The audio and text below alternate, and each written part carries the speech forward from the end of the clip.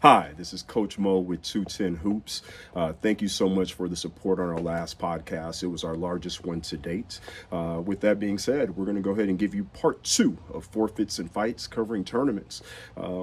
This time, I'm going to start off with point number one. AAU teams or heads of the organization of your AAU team and the reason why you are causing these forfeits and cancellations in the tournaments. Number one, you guys have to get organized and don't play into who you are. Some of you are so unorganized that you shouldn't have an organization. It's doing nothing to benefit basketball and is causing more negative than good. Don't commit when you don't have commitment. How hard is that? If you can't get the commitment from your parents and you can't get the financial commitment, don't commit to a tournament. It's really just that simple. I'm going to give you a secret. Here's how I do it. We make our schedule 2 months in advance. The week before the event, we register with the tournament. We'll let the tournament know that we plan to register. I then get commitment from our parents by email. And if they cancel, they have till the last day to cancel. If they wait till that last day, they are then responsible for that payment, even if they cancel. Once we get to 7 players, I will then make the payment for the tournament. Then we send out the schedule once it's received, and we don't have any issues as far as pulling out of tournaments. There's the secret. Get organized.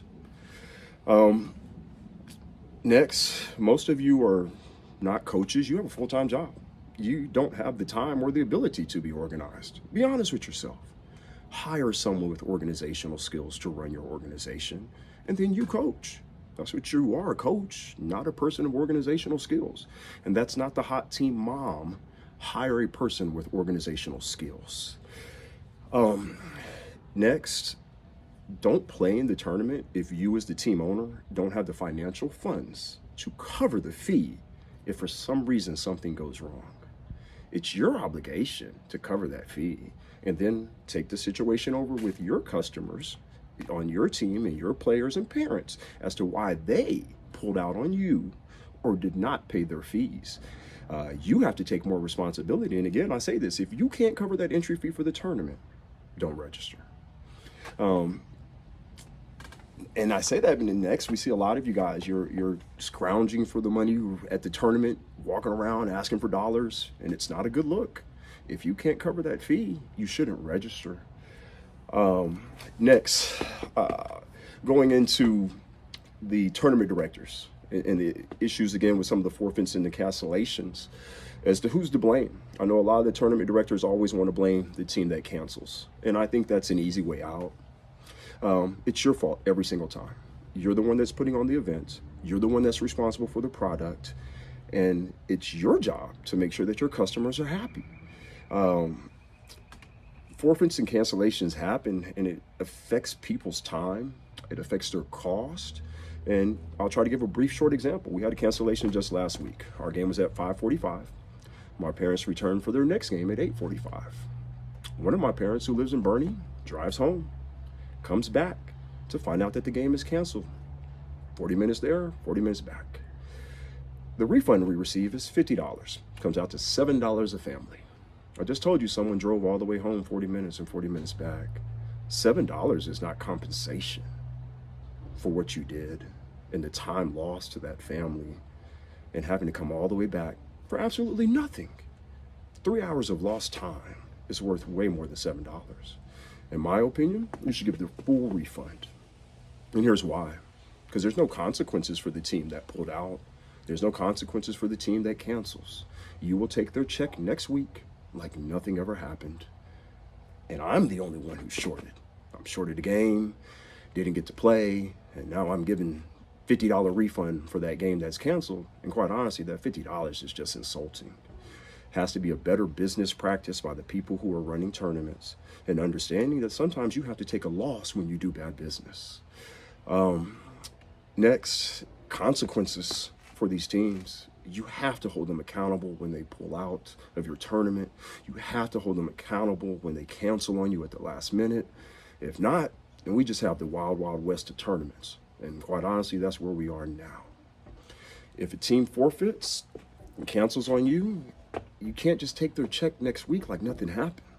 That's a spineless business practice. You have to stand on something as a businessman. And when people don't do good business with you, you can't reward them. You can't just accept their check the next week like nothing happened. Um, Stop accepting payments the day of from non-reparable organizations or even at all. You can't be surprised when someone decommits and they have given you nothing. No deposit, no payment for the tournament. You can't be shocked when they commit. That's your fault, and you got to accept responsibility. Again, you can be mad at them, but look at the position you put them in, the opportunity you gave them to do you wrong. Most of these people, as I mentioned, are not coaches, and you expect them to be businessmen of morals and ethics? Nah, that's you got to be a better businessman and understand the people that you're dealing with and treat them as they show you they are. I hope that we are able, and everyone that's involved, is it the tournament directors and the people of the AAU organizations, that we all stand on higher grounds, and your word actually means something when you're committing to something. And then when you don't commit, I hope the tournament directors do start holding you accountable. Last, going into the solution. I know the tournament directors get together and they have their meetings, but I think you got to start listening to your customers' viewpoint a little bit more, or a lot more. You meet to raise the fees from $15 to $20. You meet to raise the fees, from $150 to your plan to raise them to $200.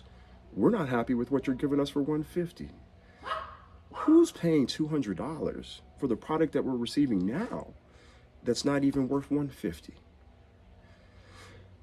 It's time for the culture to change in San Antonio basketball, and it has to get better. As I mentioned last podcast, it's time for basketball people to start doing basketball tournaments. I hope that all of us as a basketball community can start coming together and making basketball better in San Antonio. Thank you guys, as always, for listening to our podcast. Please be sure to like and subscribe to our channels that we have and